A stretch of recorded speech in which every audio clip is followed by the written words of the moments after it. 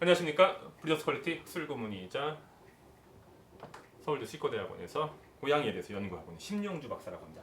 오늘은 여러분과 함께 코로나 바이러스와 고양이에 대해서 조금 살펴보도록 하겠습니다. 사실 코로나 바이러스는 이미 우리 곁을 지배한 지 근 1년이 다 돼가고 있죠. 저도 사실 지긋지긋하고 제가 좀 이렇게 몸이 비대하다 보니까 숨이 잘 안 쉬어져가지고 마스크 쓸 때마다 참 힘들고, 특히 최근 여름에는 심지어 아이스팩, 얼음팩을 들고 다니며 땀을 식힐 정도였습니다. 이 마스크 안에 차 있는 열기를 제가 감당을 못했어.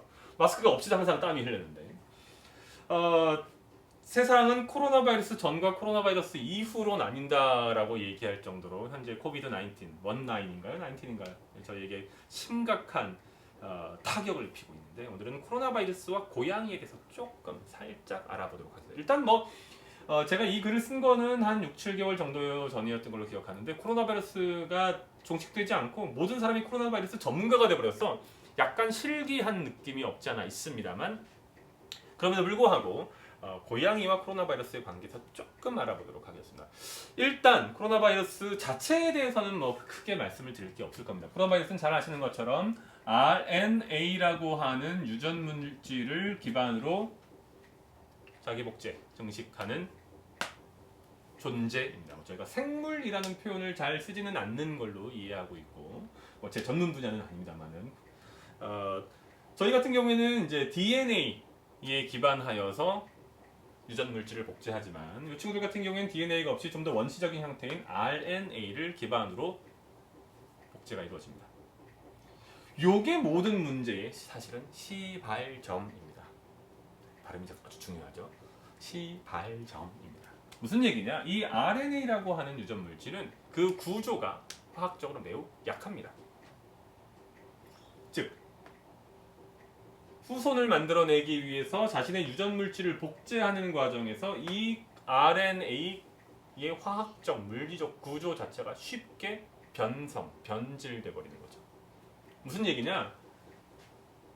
선조가 이렇게 생겼으면 그 후에도 이렇게 생겨야 되는데, RNA를 베이스로 하는 바이러스들은 선조는 이렇게 생겨야 하는데 후에는 이렇게 생기는 것들이 생기는 거죠. 그 후에는 다시 A 더블 프라임, 그 후에는 A 트리플 프라임. 점점점 시간이 지나면 심지어 스몰 a가 나오기도 하고 스몰 b가 나오기도 하고, 이런 문제들이 발생하는 거죠. 그게 뭔 상관이냐? 그렇건 어쨌건 우리가 A라고 하는 어떠한 병원체에 대해서 항생물질을 만들어내거나 또는 백신을 만들어내는데, 항생물질이라고 하는 것은 이 친구를 직접적으로 파괴하는 것이고, 백신이라고 하는 것은 우리의 면역 체계를 이용해서 한번 쿠션을 찍고 이 녀석을 파괴하는 것이죠. 그런데 얘를 대상으로 삼아서 짜잔 하고 항생제나 또는 여기서 이제 항바이러스제를 만들어냈는데, 얘가 어느새 뿅 하고 A'로 바뀌어버리는 거예요. 그러면 기껏 열심히 연구해서 3상까지 가가지고 만들어 놓은 항생물질이나 또는 항바이러스제나 또는 백신이 무용지물이 되는 거죠.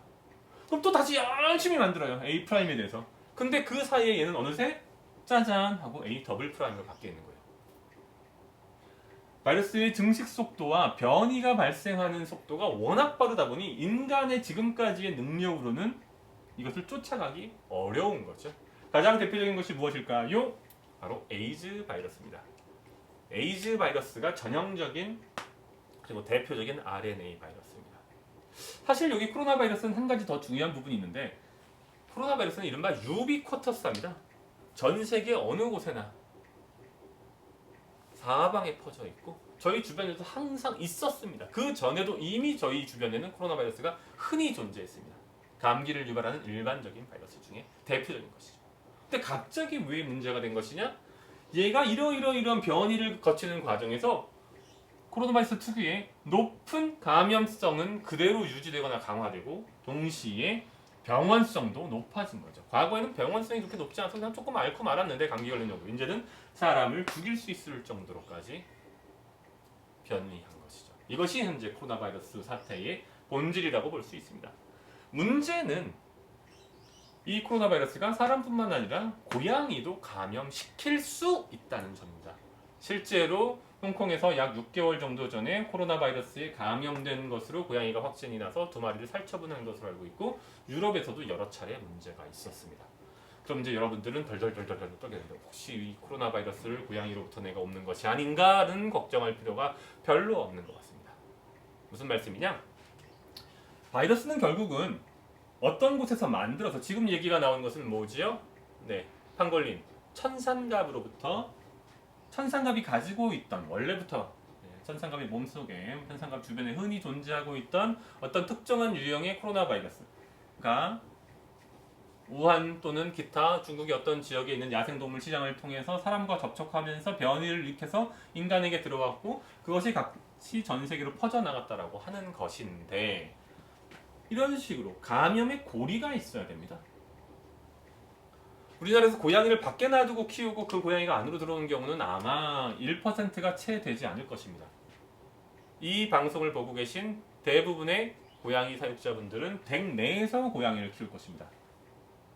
그러면 집 안에 평생 동안 살고 있는 고양이가 외부와 접촉할 일은 없고 그 외부와 접촉하는 수단은 누구밖에 없다?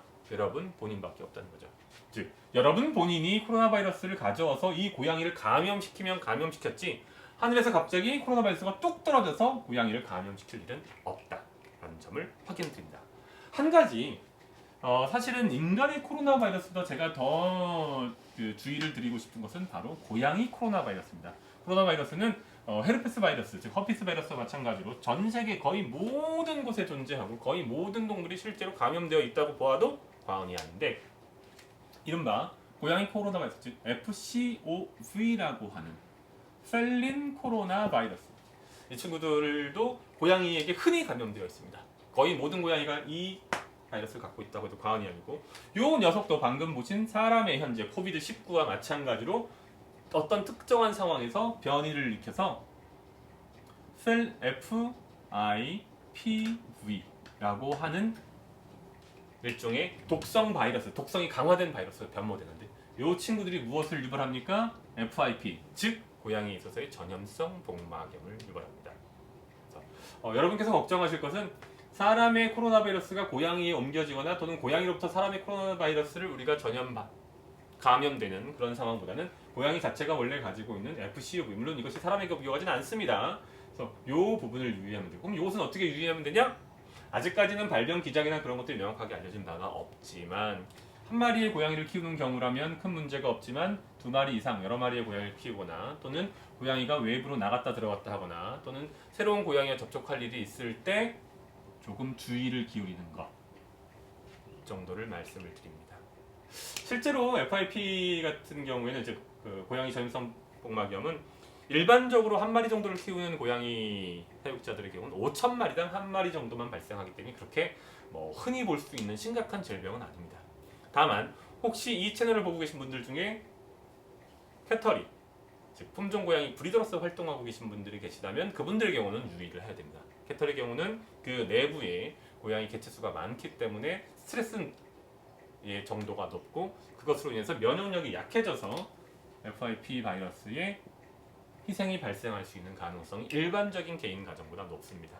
그런 분들을 유의하는 것이 좋을 것 같습니다. 오늘은 코로나 바이러스 사태와 고양이에 대해서 살짝 알아봤는데 결론은 너무 염려하실 필요가 없다는 점.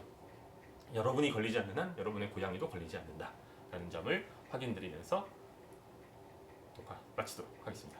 리저스 퀄리티 학술고문 심용주 박사였습니다. 감사합니다.